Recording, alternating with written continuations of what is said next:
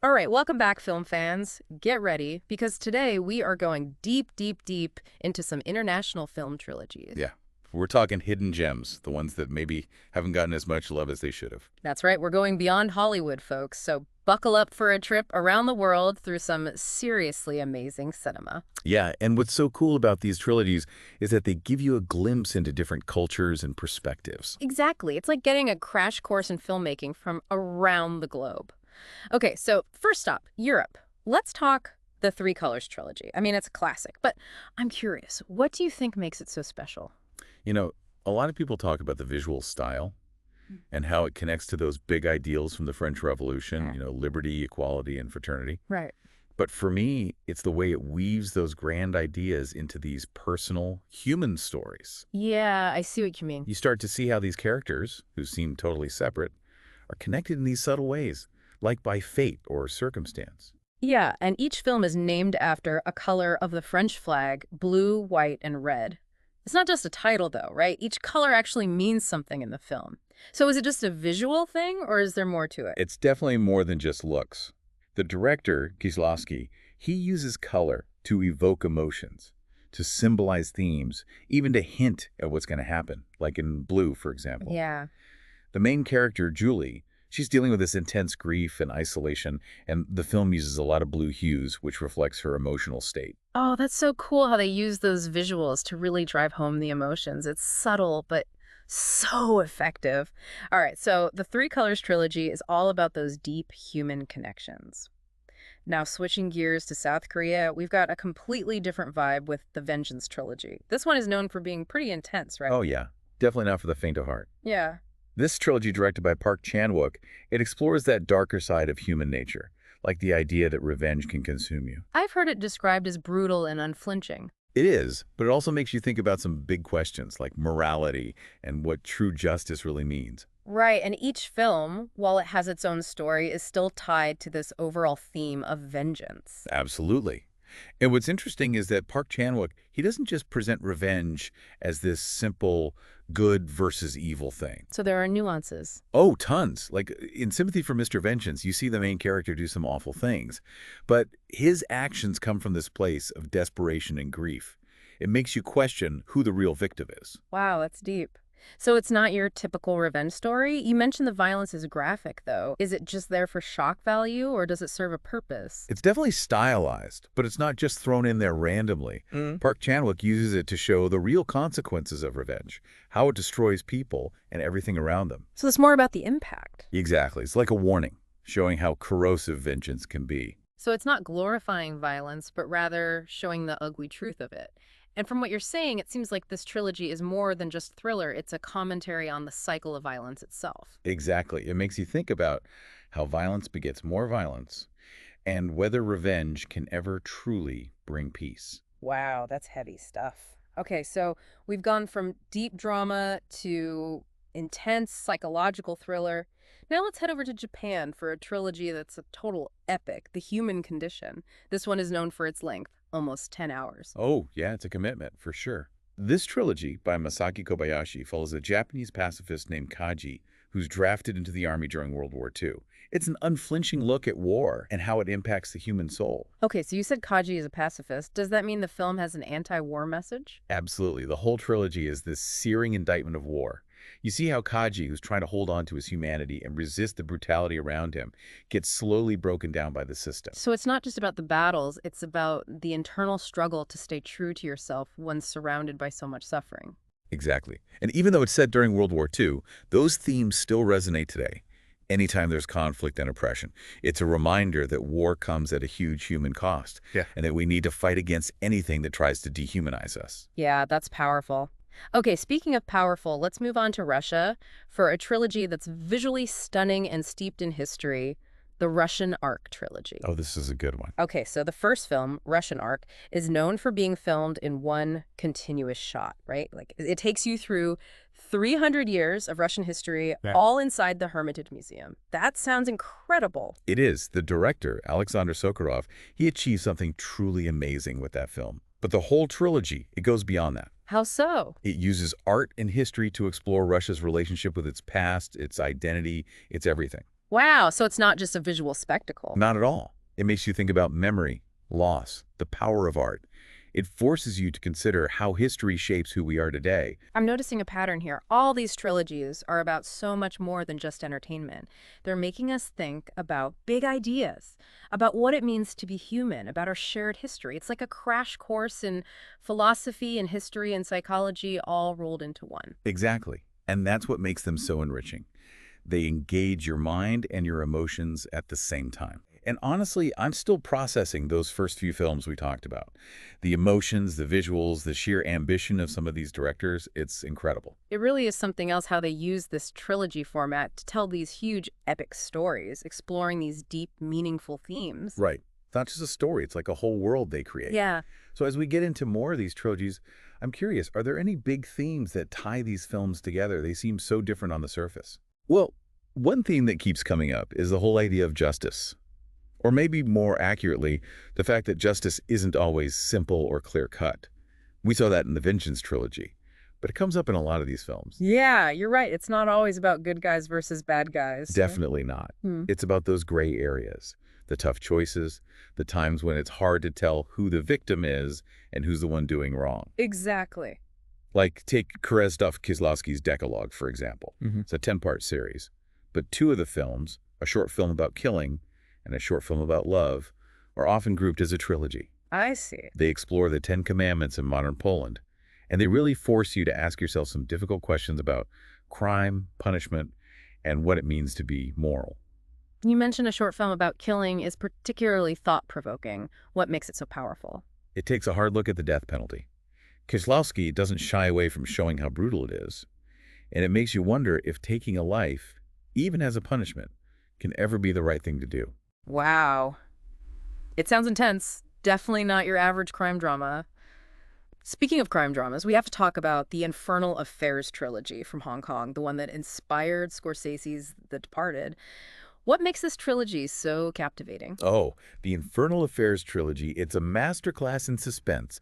Undercover cops, moles in the triads, everyone's playing a dangerous game, and you never know who's going to betray who. It sounds so twisty. It is. You're always trying to guess what's going to happen next, who's playing who. It's a real nail-biter. So it's like a giant chess game, but with really high stakes. Yeah, and on top of all the twists and turns, it also explores these deeper themes of identity and what's right and wrong.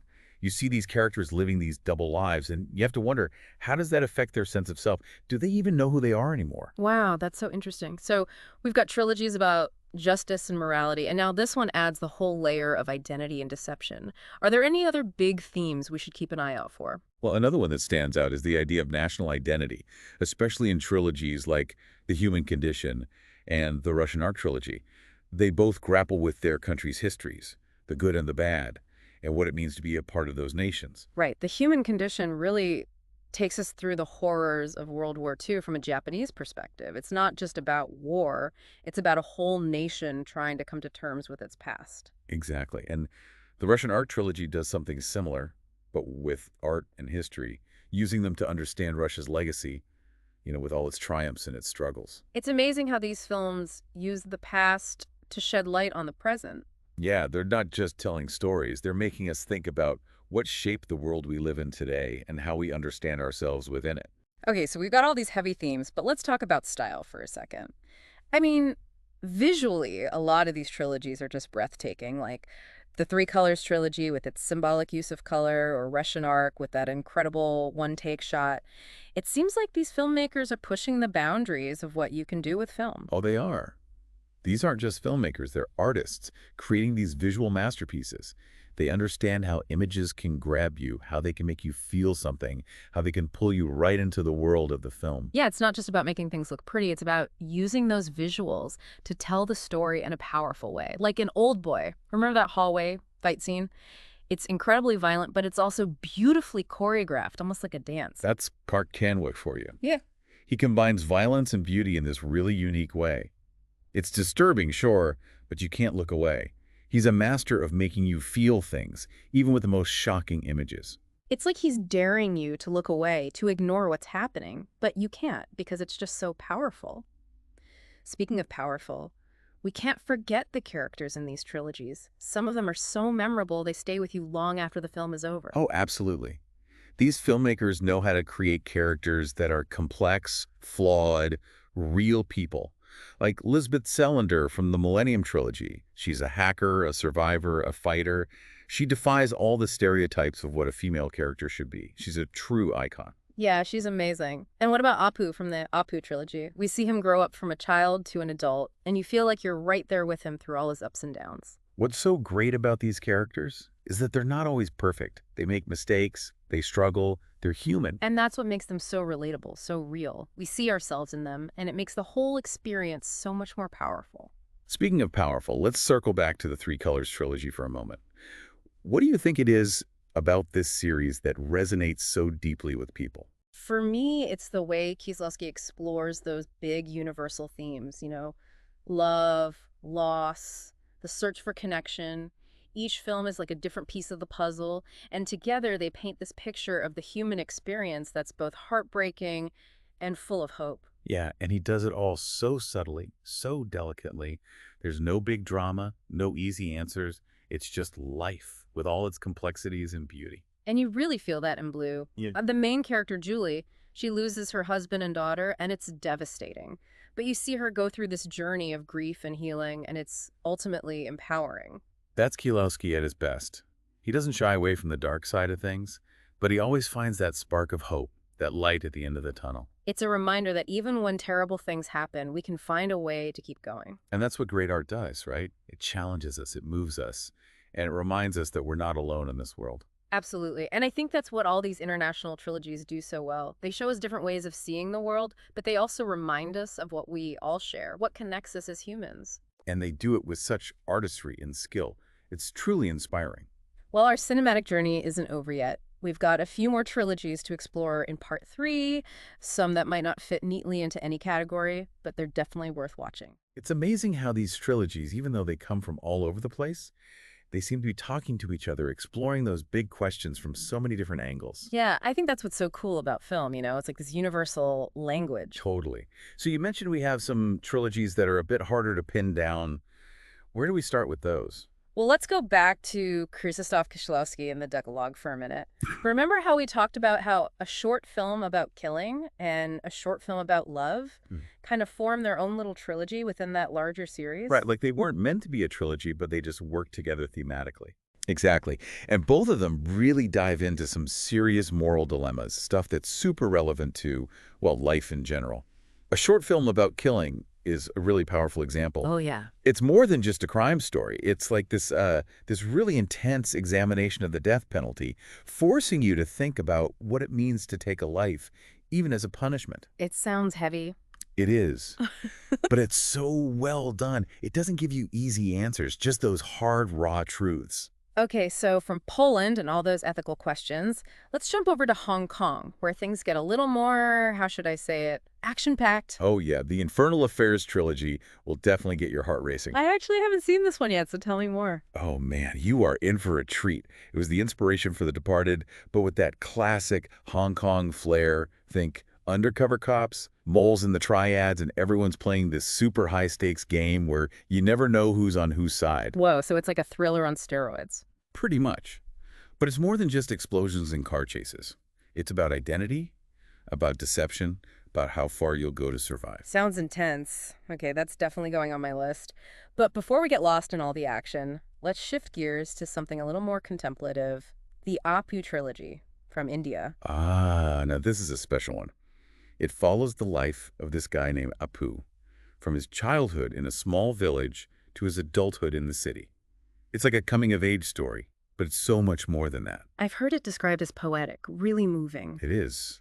The director, Satyajit Ray, he captures something really essential about being human. You watch Apu experience all those big moments, the joys and the sorrows, figuring out family, figuring out life, and it's all so beautifully done. It sounds like one of those films that really stays with you.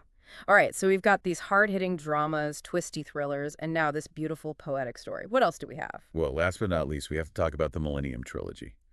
Remember when the books came out and everyone was obsessed with Lisbeth Salander? Oh, yeah, the hacker, right. Super tough, super smart, kind of badass. Exactly. And the films do a great job of translating that to the screen. It's still a crime thriller, but it's also got this social commentary aspect, dealing with things like corruption and violence against women. Plus, the plot twists are insane. It sounds like a wild ride. Oh, it is. And it makes you think, too. It doesn't shy away from those tough issues. All right, so there you have it. We've gone from France to South Korea, from Japan to Russia, from Poland to Hong Kong, and then to India and Sweden.